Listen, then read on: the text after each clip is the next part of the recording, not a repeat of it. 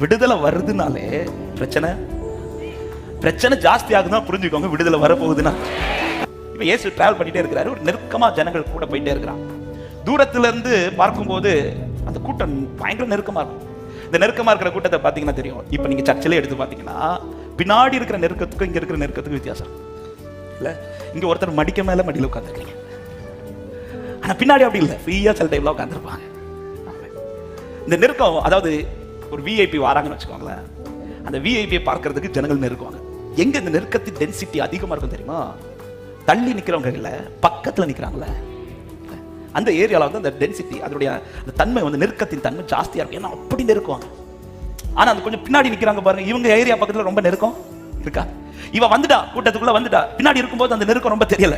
ஆனா உள்ள போக போக போக போக போக போக தான் தெரியுது, எப்போ உள்ள என்ன நெருக்கம் பாருங்க. இவ்வளவு நெருக்கத்தின் நடுவிலும் அவ என்ன தீர்மானம் எடுக்கலன்னா, ஐயோ இந்த நெருக்கத்துல நான் எப்படி நெருங்கி போறது, நான் திரும்புறேன்னு சொல்லி திரும்பாம அந்த நெருக்கத்தின் தன்மையிலும் அவ இன்னும் கை வைக்க போறான். அவன் அதை நான் இப்படி சொல்ல விரும்புறேன், நெருக்கம் டென்சிட்டி அதிகமாக அதிகமாக அவளுக்கு என்ன ஃபீல் ஆக தொடங்கிட்டு தெரியுமா? நான் தொடுகிறவர் பக்கத்துல வந்துட்டார் அர்த்தம், எனக்கு விடுதலை பக்கத்துல வந்துட்டு அர்த்தம். எத்தனை பேருக்கு நான் சொல்லுகிற வார்த்தை புரிகிறது? என் பிரச்சனை இன்னைக்கு ஜாஸ்தி ஆகுதா, என் நெருக்க டென்சிட்டி அதிகமாகுதா, எனக்கு விடுதலை பக்கத்துல வந்துட்டு அர்த்தம். விசுவாசிக்கிறவங்க நல்ல கைகளை தட்டி